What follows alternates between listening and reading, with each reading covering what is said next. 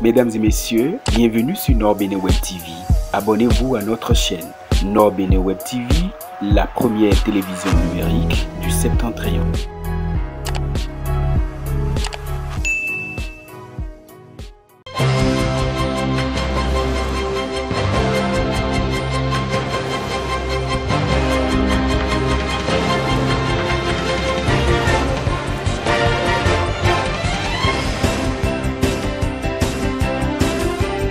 Métier Nord Bénin Web Télévision Contolé Mikudo le wenu. Ene ekbe mi wanu mi ton de combo mi na bebe na be ewe papa mi ton da gosu David ewe ma wuna nuede ede nuede khle fond Africa to aussi amlome e si nuade we bo mi na bebe da mi kudo le wenu o ma da gbe ya to kwenu ma o e na chenu mi me la ho so kemi yakari ganyane mi dagbe mara za wa mi dewu me la ko lo na no po ka mi bo nwa egbeton mi na jewu bona dede bo mi me no pon web o no bi ne web television le yo mi na mo bona ko bo nu de mele o mi na ze dion mi de we ma ro poton bo we ma yene o edo na fon Africa be Africa to me wi to si amlome de we mi mo ka we maji ne gbo e kai mo Yesu mi matun do ouvert support do Africa Bedia. Me biro kon sawe bo. Le no yin mo ta won me de bu tun wa. Bo you know do aika banawe. Won do lo epe wo na sun blo da gbazame le biro no biblo onu kan agbazame sin nu wa. Igbo me sin nu we. No ero igbo mi on to we no ton do je we ko boy no mo ra gbazame. Katun mo bolo tabaje ene otu e muno yinu ko bonu mere na bo fakando yi jena yo e makua e kasu na seten ya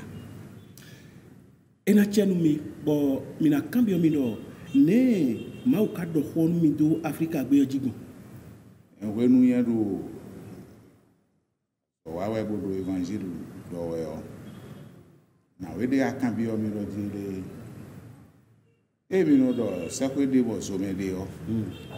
dagbo mi ton le ka koko to bo Jesu ajo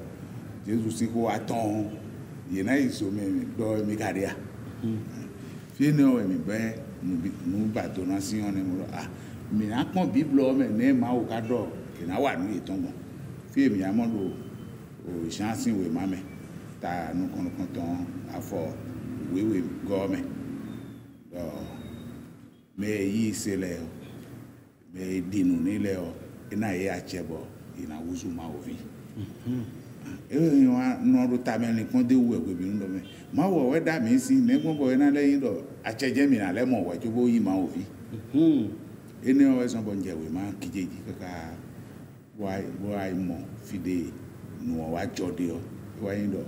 de no we si vile iro yin ando wa we kaka ele juro ma wodo ni le fo pe o le fo pe ogbon dayo pe ka ko to pagbe nu owe dayo lo emi mu san fo pe o ko sipo ine o weson e wa de Abraham oro ye na yin fi lu emi fi ton le fi na yin fi lu emi me epo le yovo me wiwi de epo le bio ejoye to do ini ikuto me don emi e de kun so kan emi le yon Abraham si vi le o ile ado yin ado wa we di me de le lohun ma wo kon kaka bo sin ko me ro bon me re nga do fi ti o yin sin su jo e do le jo me de le bi to gbon fi wa kan bi o le do se ko itan bo Jesu ayi gbe do emi na wa Abraham re igan yo e nde Jesu ja we do ni bodon nu ayi do ko to enu e bonu ye yi se o ina wa ko yo gbe yan le ko wa ko gbe bona wo zu fi nu mi me koko mi ka ojo do ku to me don le o nu ye de su lo ye se ko bo yi se nu we o ina le ko wa ko yo gbe me okule ne kan le ko se gbe ide le oku da ya ikuku agbaza meton iku gbigbo meton we ime do poro ikura ikunganji fi si me ikura ikunganji fi o ena se unu de na we o kan bi o mi da yo me na bozi ne o de so we nu de Jesu ku mi tun do iblo asan ton do kuwe boy do we da gbe o nu me ko je nu kon to bo ye wa gba mere donc me ikura do te file e si ku do e lo ku o we lo ku ye ko ku do ku o me epo agbara meton bo yekporote agbaza me ton dion no ma ko ayi agbaza me no fon ani do de so wa ina chen mi do ko ina we do me okule bo ma se Jésus Christ aussi ko ale o ye de le don ya yi cambio de toni na yi kan ko ne bi o mi o an to gbenu mara ko so kemi we mara ko ya ka de gbe le ku de vous on ko papa donne we mai mara ko de tonne e do na fond Africa to aussi am no medicine we bon o ko le we ma le de ton o do we ma ilo na de Africa to aussi iye ijujo to me bible we na wa so mo nko ton we modu no jine ne aka mo ko ne mo ni ma to lo jine gboro mi de fi so enu sufo eno yin mi fo a mi lo iye lo bro ta me yin o mi na mo kun je nu gege mi mo ko ton di yan ni lo mo je mi ton to ba nu ko to sisen ko da ka ko ena mo je mo ko ton mera ko mi ton da akoso di mo e to le wa mo ko ton me wi to mi ton ko wo yin bo lo ku to mi le bum so den ma me vi enu mi a nka jo den ko ton so ko ya no ko se do no ka me le ni ka gbe ni bo no ka ti mo vla fo mo je no to e si ko ba to na lo na do si budo mo je to lo sare den ro je di do ho e pero to do to pe je je do pe ogun to bo nu do e ton do no e se file ji o e yin ko ko mi dero me wi to me aje o ko njo an cambio ko to ni ina chen we won da ko su o nu do de Africa to ji nu do Africa to ji beyin ojoko mi ma tun lo nu ma o do nde o e do we bo eno je tanda mi yigbe na o mi na bugbe o eno je tan we bon nu do si ko e ka yin ngo di ka pede lo wenu de chijabo do pa ikungba na bo e wa po no we kede o e podo viton atan lepo fi eko re ego si we nenu oni mo viton atan epo de tele ka we sham sem podo ja fait ko bo ye me atan ene le e da si lo ko podo e o podo asitan po ye me tantan beto e do funfun lo agbaza me bo ra ikungba ji bi o me tantan ene le me ego si no tu e mi do ratun do to ro po no ro po we ti mi bi o re yo vo po me we po to ro po we ti mi le ji mi gbon re non we nenu de vitan atan ene le ro fine o no we wa no ahamu gbero ko gboro me ro ko tan me o fi o ro po e no yo do shamo de yin de kun kan me mi dere go sian e wa mo to ro me lo ko me wa do ko e mo to me tan si me o e no se wala e no do ko wa kanji bo me we ko le do ni lo e kuno do mo o bo e de le se afo o chionu to itan wonu ahan wa fo nu to itan bo e wa do nu e je oni o we nenu o shame o de blu nu e ko je so so ni e so ba do papa ni a do nu na sa na mi wa nu do na sa na do mi o so fine gbon ya viton pe vi o de ma mo do nu nde a e we do fine gbe nu de me de le do o do nu da we o e we de da na ke no e do we kana di o mi dere o mi na kanu mo me de le ton sa di nu me de le do kanu mo mi de na kanu mo e ton e do e na kanu mo po mo ya kanu mo de wo le ton e na ene o we so bo mi me wi le o ko do we de ka bo mi a chi le mi de mo si we mo pa de bo e ma won tun aditon ani fi ko go si ta won e ka le apo devo le ajo lo bible o menye mi asuko ene mo mi do bible o menye mi na pon o mo do o fi e mo totoro me bo se wa donu o tun le beyin nu kuku alo pade o mewe mi tele ton sisin mo we e wa insamo si e wa insamo bo ka insamo me wiwi e rodo mo donc fi me wiwi ko gosi on yen mi ka do dino toro ko no ko mi bi do gbe mi bo ne kan gbe bo shamo ti file wa me wiwi me mi de ton sisin shamo de su ko yin me wiwi we me wiwi ye o yin we bo fi de le lo ye de wi ya ye de ma wi ne yi me wiwi ai ga yin me wiwi ya lo gbe nu de le wa yi ai kungba de voji o e we ai we bi me ma yi ai kungba fi de le ye we ya e kai me wiwi ai ga yin me wiwi ya mo me de a pon indien le par exemple mo e de le de on to iton e do mo mi me ka do Afrique fi o go no mu fi o e wa so bo mi de o wiwi o mi wibi ina chenu e mo so ke mi mpo e Africa vi tan wenu anu akambi on me akona mo jeme tone do edu titimero torpo no ko mi bi tɔri kɔ ndo kɔ mi eyin dɔ mi bi ɔkpu kɔmɛ tɔn mi atɔn dzi ma ɔgbɛrù tɔ xɔ dɔ yɛ edene lɔ edie ka yin kun kan no etɔn lɛ si xɔ yɛ mɛ akɔ sɔ adi bɔn siam ko do no etɔn lɛ si kan ta bɔn no mɔ jɛ tɔn tɛ etsi lɛ dzi nu ya siam tɔn bɔn ma wuli nutɔ mɛ tɔn wi mɛ tɔn kɔn ɛwɔsɔn ti bɔ nu do mɔ kɔtɔn tɛ etena fɔ wa mɛ wi tɔ mɛ mɔ ɛ taa kɔ sɔ mi atami lɛ dzile bɔn mɔ jɛ mi na no bo ya abi de wɛrɛ ti mɔ mi kɛ yɔ mi sɔn fan di yɔ mɛ wi tɔ mi tɔ ena gosi nu do lɛ si kan ta bɔn mi na mɔ kɔtɔ sa fún ya. ena tiɛnu ye da gosu olo o mi mɛdeno mɛ xɔdeno dɔ xɔtɔ de yaya mina tɛ ko mana gosi nu do ne gblɔ wɛzɔ di bɔ ma xlɛ xɔ ede xɔ de lɛ tɔ da yi mɛ nu mi bo xlɛ de lɛ mi bɔ mi do a de o ma yɛ lɔ tɔn a tse bɔn tsɔni mi kana yi gbena wo ma dzɔ mɛ no kpolo fún bɔ ebla fɔ tɔn lɛ bo bla lɔ tɔn lɛ bi bo lɛ ze nu de ta tɔn bɔ esu dzɔlɔ gadzi ya ene kun mi na kɛ do xɔ ene lɛ wunu mi. ɛmɛ ni o mɛ de vo ma wòle dɔ ƒona o dɔ le gbɛzã mɛ wi tɔn tsi yɔ ne mɛ yi gã do mɛ wi lɛ nu le gbɛzã tɔn tsi yɔ o nutovi wɛ eyi yɔ wɛzɔn bɔ mɛ yɔ eblo do mɔ dessinateur wɛ bɔ yɛ nɔ bɔ ede dessin tɔn do mɔ nu ekpɔn ta tɔn nu eɖo gblɛ ɖo ta tɔn eyi ekpɔn nukɔtɔn Europe wɛ do fi nɛ continent yɛ nɔ yɔ dɔ Europe ewɛ yi tɔn nu ekpɔn sogudo tɔn yàmɔ dɔ dzi Asie wɛ do fi nɛ Europe nɔvi tɔn jafɛtɔ wɛ yi wɛ do Europe yɛ bɔn Asie yɔ sɛm tɔn wɛ bɔn sam mi dɛ tɔn wɛ wa yi Afrika donc wee ne nu ayikungba bi sese yɔ ma do tonu atɔn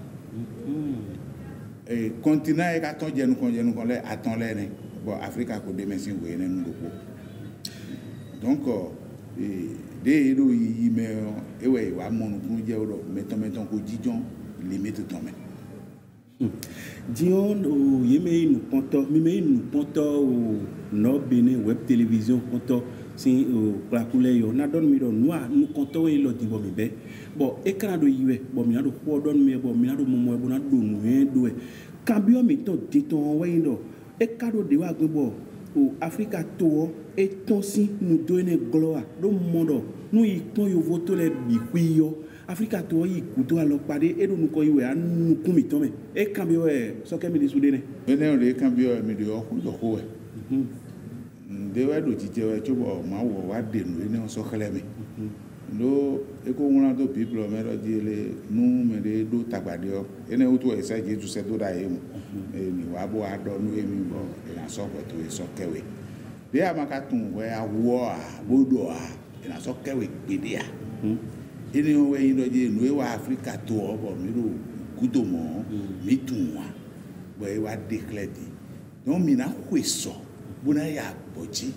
bona mɔnukun jɛ o xezeze nu mi mɔnukun jɛ o xezeze lo wɛ mina ayi ma wɔ sinu kɔ mina dɔ mi mɔnukun jɛ lo edzɔ o tiɲɛ sɔgbɛ mi kan ko sɔ kɛmɛ abi dagbo mi tɔn ye wɛ ne lɛ wɛ ne nu sɔkɛ ye wɛ ne nu mawu na kun so yi le de suwɛze mi lo de mi de gbɔn mɛ lɛ yɛrɛ dɔ dzi le mawu yɔn ko mɛ o mawu ye yɔn ko mɛ yɔn ekuna wa mɔ o nu etun mawu a ɛsɔn bɔ yɛrɛ mɔ dɔ. mawu yɔn ko mɛ si da. mawu yɔn ko mɛ yɔn ko mɛ ko wa yɔn ko mɛ yɔn ko mɛ sans condition ah. edona do tutu bi lɛ. yɔn ko mɛ cogo yɛrɛ mɛ de wa yɛrɛ do nkan yɛrɛ n'o wɛ. Cobo emi anɔ sɔ wɛsɔ kɛɛsi. Kanji nu kí mo da yi. De suna bo mɔ dɔ kani wu abi mɛdele nu do kani yɔ abo kɔnɔ ba dɔ enisɔ wɛ kɛ emi yɔ bɔn ewa gbɔ bo ze fitɔn esɔ dɔ di ele susu ene yɔ si yamɛ mɛde ma sɔ wu gbɔ mɛde sɔ savɔ de cobo enasɔ wɛ kɛ edɔ mɔ amɛ ede suwa ze fitɔn bo sɔ savɔ na bo dɔ nsɔ savɔ nu do ta mi bitɔ mɛ mɛde bu de na wu wɛti bona mɔnukunu yɛ o dɔ di ele. Mais il a que ça va nous mais il a que ça va il a que oh mais ça cambio tout est aussi quoi mon père de melo e ka kpoko o enjan le cambio da ko sudi bela si una mo je ton nu me de do mi ko ye ko de yo e we ndo jile no ne ko de klene me ka de ton bon no asi kantane era no te do ne jibera fo ya abi edo wesu devo bona ke ka bo ho mo ko to na ti gba pe mi to bi jibo mi ra ko si kamo gbe jile da ko su po ne koyo koe nous pouvons dire nous me pon Esaïe 19 les Afrique to meton dégbon igbeti Esaïe ko do ko dai bi nu edo jije we gbedo me gon le bi sese ko do dai bokale do do fine no ina to ifona e ado do fine do jele o vena de nu mi kaka o mi bi na da wa iro ma wo bo ma wo na so gbodo nu me to se do bo ina wa bo na bo aso nu mi bo emi na do nu mi bo e Africa we na to na jenu kon bo Syria na yin we go to bo Israel na je ku to ton to bo Jesus na le ko wa bo ko tan nene ka jodo de mi de do veme de South Africa ene Africa me wi be town no mi de ma ko yi ma wo se ya nde ma de ne e do ma wo e mi na yisi tana e ma wo ka ko do mi na yisi o mi ni tun do dandan Africa to na wa yisi jan we no yi do je de mi se ko odi o mi bi o mi de le me bo bi o kenken o mi su mo yisi o yi facilement no mi ka gbe be yi do je le Pharaon gbe bo ken ton bible o no mi gbe be yi mo jan we o u ve ona su ko no mi kaka aliwe kati bonu ya do wona mi ga ma wo je mi na le yoro buna boy mi ado mo nja me do me la ko so ke mi juna kande bio pio ne kana kanu bio na do no mi pondo dio so ke mi do fle dio no ya mi sa si no ya mi sa fi on ko edo ko ne no ya mi sa bo mele ya yi ma wo se mo no ya ka mo do we so ke ide we binu bo mi no bo do nu ena yi nu bo na blobo o betano kanji bena yin wani mede o yiro aso mo nkan to Jesus wa bo wa so ne le bi bo ye karo ene gudo sin da bo e o pe ado mi dia no Jesus wa yo do ko ton nu mi na mi mo nu kunu je wa we le no do dire Jesus ko be yin do mi ton le bi so ya cruise ji le o di onu do de kun so do ai kun ma ji o Jesus ka ku wo gbe o e ma bro bye ngbe lo ti o me bi ko gan me ma so je tagbade o e ma do mo ne e do ni do wi won wonu me bi ni se me se bo yi se le o ye de le o we na le ye we sina bo ina mo re ngai so da bi o ko da ta ko so le che nu kan yo che ha ji pe lo le ba mo je me ku mo lo mi ko Africa gbe ji bi ta jo Benin to mi bo mi le ko apara ku fi dion e che ji ko idoro ko le bla do ma o senten ton de mai kan ko yi se ro ko sin kan ko je de ni ja ka be da ko so je ele po kan fa mi ton ku mo ya abi e wu je mi ko re ya nu e ro ko ro e no do ki pata me de lewe kaka bo no do ma wo nen kana do bo me le kana mo ku je wo e we won afin Jesus si ko de do bible me e do me le na wa kon chiton bona do ngbo azon me le do yin ko to we me mi ko de bo nu le jo do yin ko to we me o mi kan ro mi kun tun ye o bone e tun ye ya bone mi bo kan bi e bo nu e do da yo ne nu e wona do we ma me one mi ayoro Jesus ye bla me su poro ise sin ale nu ye bla me su poro mi de abi nu e no hu me bible o e supo bonu mi je Jesus ti ko do mi Osée 4 verset 6 me ma wo di do edo o togun ti le do ti don e nu ma yan e wutu ganji boye wenu yen ka gbe yen ka ene otro ndo a wi o kokoko le ri me de Jesus wa Jesus na pa ka ton nu mi ele aba no Jesus do kaka Jesus wa ri do je mi me Pharisee no mi me Grec le mi yemenu wa to ilo le o mi ro kon su do me ba na ise ko lewe mi do se ko na ya bo me ka le su kon do me bi ba na yi we le bo no a non nu ma mo kun je nu go wo ahun mi su mo se ko de mi ro we su do e bo akwa do e pu yen we mi ko tun ma wo a e we ma wo ko won la to Isaiah me do e na je bo mi na tun u ve we na su po kaka bon ka mo ro nu go nu ve ma tin amere tre ba ma wo a ina ba ja mi do mi ton ko je fe na je o a e yo na kan bi o da go su do o sinse gunle ne do jujo e di huntoro wa kholo menon do klemene yero wi wa we ro peme bo betole wi ma wo se debo wa e wi Kristo se ya wa mi ma mo ti ro jele nu edo awara fun e o energy beto bo eno pon e bo eno su Yesu je fi ena su je o eno ze o ma ko me bo eno ipon le eno fun awon mo bo eno ko aso anu eno to fun awon na mi atun do ali ko mo ngon we mi de fifon yi seton e jawe mi ko yi setia fifon mi ko yi setia fifon jawe bon mi do nu sona we mi mo dia nu tu e me bi nu ye mo mi re din lo apon disibo pon mi o ma wo amamo ma wo ahun we so do solution de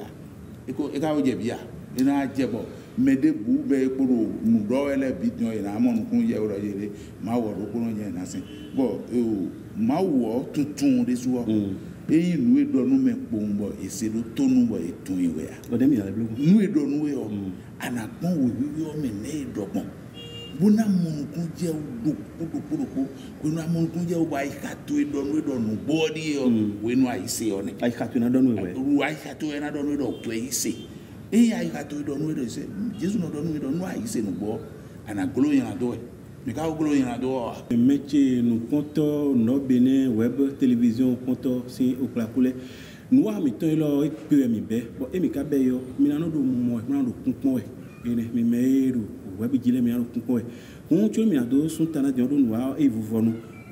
na cambio mi la ko so kemilo ene du cambio de yaji cambio so politia ko mi na do no mi la ko ta go so ko ka do ku ma wa jalo no we ma ko won kla ka to me dia e si so agba sa do ni de mi ko cambio de wo ya lo na ro pondo jile we ma we ko ro mi lo je no ko ko fu me o mi aro no ku lo me lo ka de su lo bo yise le do gbo e de bo no vi mi ton e ye da ko kon tele ndo ku ton ye ko lo jile ile fa kan de bu me wi to mi ton e la go sin ku to ko ro era chenu me da go su me de do fu ma o ton de mi bo nu yene ma o na mi bo mi na to wa so na bo mi je o din minale ayilo mi bona minano do ya no mi bo minano wa ho kombra no dobo yeme to bito sibro to gudo file le ina no mo bona no kombra no do yo no ko te minano do minano sultana de do unu yen enemy mi odo wa ne ndonu mi do no na je to Egypt je e wona bi to Isaiah disdo edo na so akwanu o Africa to no le bo novi na no ko ka novi o to na no ko ka to akosuluta na no ko ka so akosuluta ene o me we mi de ti mi mon ku ye wa ene o me mi de akasulu ene o me bo me a ko pataki do ko ne ene donc mi na wa buna gbeje nu ene le pon nu ene le gbeje pon me we mi na mo mi aje yi se mo ti de ena chenu mi métier no Bénin web télévision contole egbeton mi na zéro fine o to gbendo poko mi meiro mi point le ton on ko e mi na ko do ti on mi na wa transformer nu o no vinacité do no vigi tonacité do figi finacité do toko no koji tonacité do toji avona ro to egbon pide bo we o do nu mo ko to nu bo mi begbeti mi na keje bona mon kunje nu ro fine le me bo le mi na wa bo nu nya la do ne o mana no mi ja bona gosi mi dio mi na de khle mi ni bo gbere vonu